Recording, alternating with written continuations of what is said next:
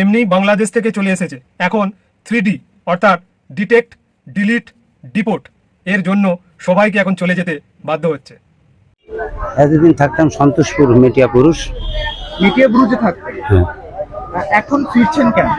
এখন এই যে একটা এনআরসি শুরু হয়েছে, এটা আমাদের কোনো সবুত নেই, কোনো কিচ্ছু নেই। এবার তাই আমাদের দেশে আমরা ফেরত যাচ্ছি। আচ্ছা, এটা আমাকে বলুন, বিজেপি সরকার আসার কারণে কি ফিরছেন? ওই বিজেপি সরকার আসার কারণেই তো এই এনআরসিটা শুরু হয়েছে না। এনআরসিটা যখন শুরু হয়েছে তখন তো আর ধরো বেআইনিভাবে তো একটা দেশে থাকা যায় না। গরিব মানুষ এসেছিলাম এখানে পেটের দায়ে, এখন থাকতে পারি, চলে যাচ্ছে। আচ্ছা, এই বাংলাদেশ থেকে কবে এসেছিলেন?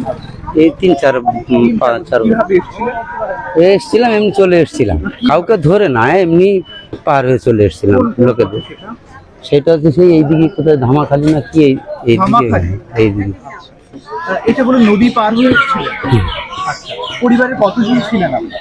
এই তো আমাদের সবাই চলে এসেছিলেন। এখানে কি করতেন? আমি ওই রাজমিস্ত্রি কাজ করতাম।